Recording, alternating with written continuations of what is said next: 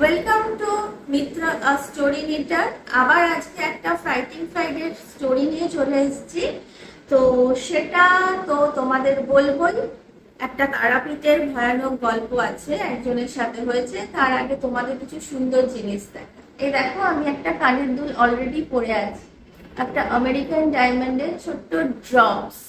এই ড্রপগুলো কিন্তু তোমরা দোকানে বাজারে হঠাৎ করে যাওয়ার সময় বা অফিস যারা করো, স্কুল করো, তাদের জন্য কিন্তু একদম পারফেক্ট। আমি যে কালারটা পরে আছি সেটা হলো এই ম্যাজেন্টা কালার। দেখতেই পাচ্ছ মাঝখানে একটা সুন্দর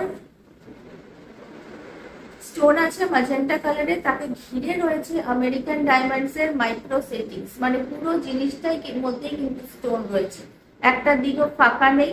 আর নিচে রয়েছে একটা সুন্দর হোয়াইট ড্রপ, এটা আমেরিকান ডায়মন্ডের, মানে লাইট একটুখানি এলে পরে একদম চকচক করে আসবে। কি অন্ধকারের মধ্যে কিন্তু কানের দুলটা কিন্তু একদম পরিষ্কার দেখা যাবে। এই সুন্দর কানের দুলগুলো ছোট্ট ছোট্ট আছে ড্রপস এর মধ্যে। আরো কালার আছে, তোমাদের দেখাচ্ছি। একটা আছে হোয়াইট, এটা হোয়াইট যে কোনো ড্রেসের সাথে কিন্তু যাবে। এই হোয়াইটটা খুব কমন, কিন্তু সবার কাছে থাকা জরুরি। কমন বলে যে থাকবে না এটা না, কিন্তু কি চট জলদি যে কোনো ড্রেসের সাথে এটা যাবে। আর একটা ইউনিক কালার আছে, সেটা হলো এই দেখো, এই গ্রিন কালারটা। এই ড্রপস গুলো কিন্তু আমার কাছে অনেকগুলো ছিল, এই সি গ্রিন কালারটাই অনেকগুলো ছিল, যেগুলো আমাদের কাছে বেরিয়ে গেছে। আমাদের এই ইয়াররিংস গুলো তোমরা পেয়ে যাবে 250 জুয়েলারিতে। দেখো নিচে যাচ্ছে, ওখানে গিয়ে ভিজিট করতে পারো। ওখানে প্রচুর কালেকশন আছে ইয়াররিংস, পেন্ডেন্টস, নেকলেসের। তোমরা যেটা পছন্দ হয় নিয়ে নাও। আর এই সময় চলছে সাইট ওয়াইড 60% অফ। তো এই সময় যদি তোমরা কালেক্ট করতে পারো তো তোমাদের অনেকই ফায়দা আছে। তো চলো ওখানে অর্ডার করো, তার আগে গল্পটা শোনো। আজকে আমি তোমাদের বলবো তারাপীঠের একটা গল্প, তারাপীঠের শ্মশানের একটা গল্প। যারা গেছো তারা তো জানোই, আর যারা জানো না তাদের জন্য বলে দিই। তারাপীঠে মায়ের মন্দিরে পুজো দেওয়ার পরে কিন্তু শ্মশানে পুজো দেওয়ার একটা রীতি আছে। শ্মশানটা খুবই সুন্দর, মানে সামনে ঢুকে যারা জানো আর যারা জানো না, সামনেটা পুরো মানে বাঁধানো, ওখানে মানে অনেক দোকান টোকানও আছে। তারাপীঠে মায়ের মন্দিরে পুজো দেওয়ার পরে সবাই ওই শ্মশানে গিয়ে পুজো দেয়। শ্মশানেও একটি গর্ভগৃহ আছে, যেখানে বলা হয় বামা খ্যাপা ওখানে উনি তন্ত্র সাধনা করেছিলেন। তো ওই যে মন্দিরটা আছে, ওই মন্দিরটায় পুজো দেওয়ার পরে সবাই ওই মন্দিরটাকে না ঘোরে। তো যখন তোমরা ওই মন্দিরটাকে পরিক্রমা করবে, তখন পেছন দিকে একটু বন জঙ্গল টাইপের আছে, একদম পেছনে আর একটা মন্দিরও আছে, যেটাকে বলা হয় ওটা আদি মন্দির, যেখানে বামা খ্যাপা তার তন্ত্র সাধনা করতেন। তো সেই দেখাচ্ছে তার পেছন দিকটা অনেকটাই জঙ্গল জঙ্গল টাইপের। আর ওখানে না অনেক তান্ত্রিকরা বসে থাকে। তো তোমরা যদি ওনাদের দিকে তাকাও, ওনারা না অনেক সময় ডাকে যে আয় এসে আয়, তোকে ভবিষ্যৎ বলে দেবো, এই বলে দেবো, সেই বলে দেবো। বেশিরভাগ লোকই যায় না, কিন্তু যারা হয়তো অস্থির মনে থাকে বা যারা বিশ্বাস করতে চায় তারা অনেকেই যায়। তো আজকে যার গল্প আমি বলছি তার নাম ধরে নাও মীরা। তো এই মীরা যে আছে সে একটু অস্থির মনে ছিল তার পারিবারিক কারণ নিয়ে। তো তার মনে হয় যে সে তারাপীঠে যদি পুজো দেয় তো তার ভালো হবে। আর ওনার ওখানে যে গুরুদেব তারাও আছে, তো উনি তো ওখানে পুজো দেওয়ার পরে ওনার গুরুদেবের সেদিনকে অন্য কোনো কাজ হয়তো করেছিল। তো সে বলে যে তুই যা গিয়ে শ্মশানে মায়ের দর্শন করে নে, করে নিয়ে তারপরে আবার হোটেলে চলে যাস, আমি বিকেলবেলা পুজোর প্রসাদ প্রসাদ সব পাঠিয়ে দেব। তো গুরুদেব তো উনি তো চলে যান। আর এই যে মীরা, যে ভদ্রমহিলা আছে, উনি উনি আর ওনার বাচ্চা, ওরা দুজনের মিলে আর কি, বাচ্চা মানে বড়ই, মানে যে মীরা যার কথা বলছি তার বেশ বয়স হয়েছে 50-এর উপরে। আর তার যে মেয়ে বাচ্চা বলছি, অ্যাকচুয়ালি বাচ্চা না, অনেকটাই বড় মেয়ে, টিনেজ, এই 16-17 বছরের মেয়ে। তো সেই ওরা দুজনে ওখানে যায়, গিয়ে পুজো দেয়, পুজো দিয়ে সেরকম পরিক্রমা করে। ওখানে একজন মোটা সোটা বেশ সৌম্য দর্শন একজন তান্ত্রিক বসেছিল।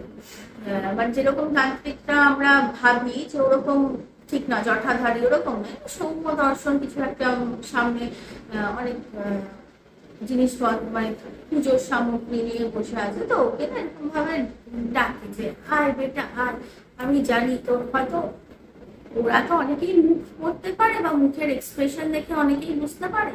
তো দেখে বলে যে হ্যাঁ তোর অনেক প্রবলেম আছে আর বুঝতে পারছি, তুই আয়। তো মীরার কি মনে হয় জানি না নেই, উনি যান, গিয়ে ওখানে গিয়ে খাও করে সবকিছু বলেন। এটাও একটা ব্যাপার যে সবাইকে সবকিছু জানি না শুনি না খাও করে বলে দেওয়া, যে তার সামনে যে লোকটা আছে তাকে কেন বলতে দেবো না, আমরা নিজেরা কেন নিজেদের প্রবলেম প্রথমেই বলি, তাই না? কিন্তু উনি গিয়ে বলেন, তো ওই যে তান্ত্রিক যে আছে সে ওকে ফুল ফুল দেয়, কিছু প্রসাদ দেয়, আর একটা এরকম মাটির সরার মধ্যে খিচুড়ি টাইপের কিছু একটা দেয়। তো তো ওরা প্রথমে তো উনি নিতে চায় না, বলে না না এটা নিয়ে যা, নিয়ে গিয়ে তোরা যেখানে আছিস সেখানে আগে খেতে বসবি, বসে ওই ওখান থেকে নিয়ে কিছু এরকম ভাবে ছড়িয়ে দিবি। মানে উনি অনেক কিছু নিয়ম কানুন বলে, ওই যে সরার মধ্যে যে খিচুড়ি ছিল ওটা ওটা আগে খাবি। তখন বলে যে না না আমাদের তো আমাদের যে পুরোহিত বা আমাদের যে গুরুদেব তিনি তো বলেছেন মায়ের প্রসাদ নিয়ে এসে দেবেন। তো বললো হ্যাঁ হ্যাঁ মায়ের প্রসাদ তো খাবি, সেটা তো পরে খাবি, আগে এটা করে নেবে, করে নিয়ে তাহলে দেখবি তোর আরো ভালো হবে, মা আরো প্রসন্ন হবে তোর প্রতি। এটা হলো এইখানকার যে মায়ের তার আসল প্রসাদ, আমি পুজো করি, মানে অনেক কিছু বলে।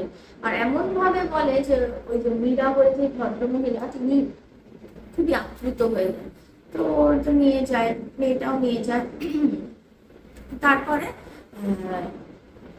এবার ওরা যায়, গিয়ে ওদের সাথে তো আর কেউ আসে না। তারপর ওরা গিয়ে চান ঠান করে তো পুজো দিয়েছিল। তো গিয়ে ও বলেছিল যে আবার গিয়ে চান ঠান করে ওই রিচুয়ালস যা বলেছে ওইগুলো থাকি। তো ওরা গিয়ে না তাড়াতাড়ি ওই ভদ্রমহিলা এতটাই ওনার কথায় মোহিত হয়ে গেছেন যে উনি গিয়ে আগে সব ড্রেস ফ্রেস চেঞ্জ করে চান ঠান করে, মেয়েকেও চান ঠান করিয়ে ওইসব করে আগে ওইসব খেয়ে, তারপরে গুরুদেব এসছে, গুরুদেব যা প্রসাদ দিয়েছে ঠাকুরের সেও নিয়ে রেখেছে। তখন তার ওইসব খেয়ে নিয়েছে বলে আর প্রসাদও খাওয়া হয়নি। তো গুরুদেব এসেছে, এসে না ওনার মুখ থেকে দেখে ওনার কিছু মনে হচ্ছে, কিন্তু উনি আর কিছু মানে সেভাবে কিছু বলেন, জাস্ট ওর মুখের দিকে তাকিয়েছে, তাকিয়ে প্রসাদ দিয়েছে, বলে খেয়ে নে, ঠিক আছে তোরা কবে যাবি, কালকে যাবি, ঠিক আছে আমি আবার পরে এসে দেখা করবো, যেহেতু গুরুদেব চেনা শোনা। তো বলে উনি চলে গেছে। এবার ওরা তো খেয়ে কিছুক্ষণ পরে, এই কাণ্ডটা হচ্ছে সকালবেলার দিকে। এবার দুপুরবেলার দিকে ওই তো ভদ্রমহিলা দুপুরবেলা ঘুম ওনার পেয়েছে, মানে সে আর কিছুই নেই, উনিও ঘুমোচ্ছেন, ওনার মেয়েও ঘুমোচ্ছেন, ওনার ঘুমোতে ওদের সন্ধ্যেবেলা হওয়ার পরে ওই ভদ্রমহিলা ধরপড় করে উঠে বসেছে।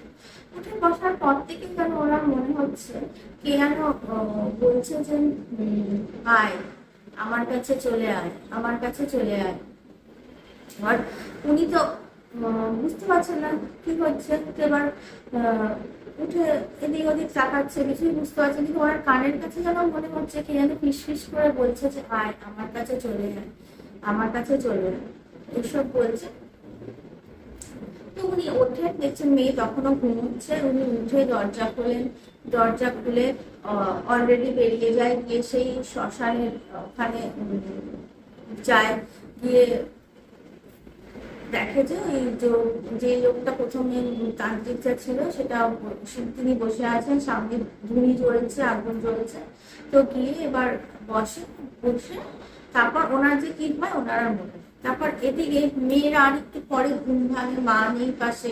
তো কি করবে প্রথমে বুঝতে পারে না, 16-17 বছরের মেয়ে কি বা বলবে। তো ও গিয়ে হোটেলে বলে, হোটেল থেকে ওর কাছে সেই গুরুদেবের নাম্বার ছিল, তেনাকেও ফোন করে। তো ফোন করে দিদি এসে বলে যে তোর মা কোথায় চলে গেছে তোকে একা রেখে। বলছে যে বুঝতে পারছি না, আমরা তো ঘুমোচ্ছিলাম, তারপর উঠে দেখছি নেই। তখন এবার গুরুদেব ঢুকেই না ওরা দেখেছেন যে সেই যে তারা মায়ের যে প্রসাদ উনি দিয়েছিলেন সেটা পড়ে রয়েছে। তখন উনি বলছে যে কি রে, তোরা খাসনি, তোদের কি শরীর খারাপ, কি হয়েছে? তখন বলছে না আমরা তো খেলাম, ওই যে ওই ভদ্রলোক দিলেন। কি ভদ্রলোক বলে, তখন পুরো ঘটনাটা মেয়েটা বলে। তখন গুরুদেবের না কিছু সন্দেহ, উনি নিজের আরো যে মানে ওনাদের তো ওরকম থাকে মন্ডলী, ওখানে গিয়ে এই ব্যাপারটা নিয়ে আলোচনা করে। ধর হচ্ছে কিছু বড় বড় নিশ্চয়ই হয়েছে। তারপরে ওরা ওখানে যায়, যে মেয়েটা নিয়ে যায় যে জায়গাটা আর কি ওখানে বলে, তখন অনেকটাই দেরি হয়ে গেছে, অনেকটাই রাত হয়ে গেছে। তো বিয়ে দেখি যে হ্যাঁ ধুনি ফুনি চলছে, কিন্তু লোকটাও নেই মহিলাও নেই। তারপরে সে খোঁজ খোঁজ খোঁজ করে করে তখন ওখানেই কিছু মানে আরো তো তান্ত্রিক তান্ত্রিক ছিল, তখন ওরা বলে যে হ্যাঁ আমি বুঝতে পেরেছি কার কথা উনি বলছে। তো বলে ওরা একটা এরকম জ্বালা বলে যে বলে তাহলে ওকে উনি ওনাকে বোধহয় ওখানেই নিয়ে গেছে, সে আরো দূরে কোন জঙ্গলের মধ্যে, সেই ওই দারুকা নদীতে বয়ে যাচ্ছে না, তার বয়ে যাওয়ার যে উৎস ওইদিকে কোন জঙ্গলের মধ্যে নিয়ে যায়। তো মেয়েটাকে তো ওরা নিয়ে যায় না, পরে মেয়েটা জানতে পেরেছে যখন ওর মা পরে ফিরে আসে দুদিন পরে, মানে খুঁজতে খুঁজতে মানে বেশ দুদিনই লেগে যায়। মানে কেন কি অনেক প্রসিডিউর থাকে না, পুলিশ কেস হয়, পুলিশ যায় গিয়ে খোঁজে দেওয়ার মেয়েটাকে মানে মহিলাকে নিয়ে আসে, এদিকে কলকাতা থেকে মেয়েটার বাবা চলে যায়। তো অনেক কিছু পরে মানে মেয়েটা দুদিন পরে মার মুখ দেখতে পেয়েছে, হয়তো উনি হসপিটালে ছিলেন বা লকআপে ছিলেন, কোথাও ছিলেন, কিন্তু দুদিন পরে মেয়েটা জানতে পারে। মেয়েটার দিকেই আমাদের কাছে মানে গল্পটা আসে কিছুটা। যে ওর মা বলে যে ওরকম বসে থাকতে থাকতে না ওনাকে কিছু একটা করে দেওয়া হয়, তারপরে দূরে কোনো জঙ্গলের মধ্যে নিয়ে যায়। তারপর যখন উনার চোখ খোলে তখন দেখে উনি মানে উনি যে ড্রেস পরেছিলেন ওই ড্রেস পরে নেই, উনি পরে রয়েছেন সেই সাদা শাড়ি লাল পাড়ের, আর গলায় জবা ফুলের মালা, সামনে ওই কাপালিক আরো কিছু লোক আছে, আর মহিলারাও আছে, তারা কিছু রিচুয়ালস করছে। উনি একটা ছোট্ট মতন, সেই না দেখার মতন একটা ছোট্ট মতন একটা ঢিপি টাইপের, ওর ভেতরে মা কালী আছে, মানে ওরা কিছু একটা বড় তান্ত্রিকের গ্রুপ আর কি ধরেছেন আর কি, মানে এর উপরে কিছু ক্রিয়া করার ব্যাপার ছিল। তারপরে তো অনেক ঝামেলাঝাটি করার মানে এইসব চলার মধ্যে পুলিশ চলে আসে, যেহেতু ওই অন্য তান্ত্রিক যারা আছে না, এবং তান্ত্রিকদের তো গ্রুপ থাকে, তাদের মধ্যে আবার রাইভেলারিও থাকে। তো সেগুলো শুনে তারা আবার বলে দিয়েছে যে এই গ্রুপটা কোথায় এসব রিচুয়ালস করে। তো ওখানে গিয়ে মহিলাকে বাঁচানো হয়। তো জানাতে পারা যায় যে ওই যে মন্ডলীটা আছে, যারা আর কি তান্ত্রিক যে গ্রুপটা আছে, তারা এরকম মহিলাদের ধরে নিয়ে আসে, তাদের সাথে বাজে আচরণ তো করাই হয়, তারপর হয়তো মেরেও ফেলা হয় বলির নাম করে। তো এখন এইসব অনেক কিছুই চলে। তো যাই হোক, মহিলাকে তো বাঁচানো হয়েছিল। তারপরে ওনাকে তো সবাই অনেক কিছু বলে যে কেন মানে তোমার প্রবলেম হতেই পারে জীবনে, তাই বলে তুমি যাকে তাকে বিশ্বাস করে নেবে এরকম তো হয় না। তো যাই হোক, ওনার তো শিক্ষা হয়েছে। তো এই গল্পটা ঠিক ভূতের গল্প বলবো না, কিন্তু ভয়ানক বটে। মানে তোমরা কাউকে বিশ্বাস করে নিয়ে সবকিছু বলে দিলে, আর তারপর তারা তাদের মনে কি আছে, তারা তোমাদের সাথে কি আচরণ করবে, একটু বুঝে শুনে পা ফেলা মনে হয় উচিত। তো আজকের গল্পটা মানুষ ভূতের গল্প বলতে পারো। আজকের গল্পটা তোমাদের কেমন লাগলো? গল্প না, এটা একদম সত্যি ঘটনা। যাদের সাথে হচ্ছে তারা তো বুঝতেই পারছে, তারা তো বেঁচে গেছিল, বলা যায় না আবার সেই তান্ত্রিকের খপ্পরে কে পড়বে। তো এই সাপ বাই, আজকের মতন। পরে আবার তোমাদের সাথে বকবক করে করতে চলে আসবো। আর তোমাদের আবার মনে করে দিই, আড়াইশো জুয়েলারিতে চলছে 60% সাইট ওয়াইড ডিসকাউন্ট। তাড়াতাড়ি গিয়ে কালেক্ট করে নাও আমেরিকান ডায়মন্ডের সুন্দর সুন্দর পিস। চলো আজকের মতন টাটা।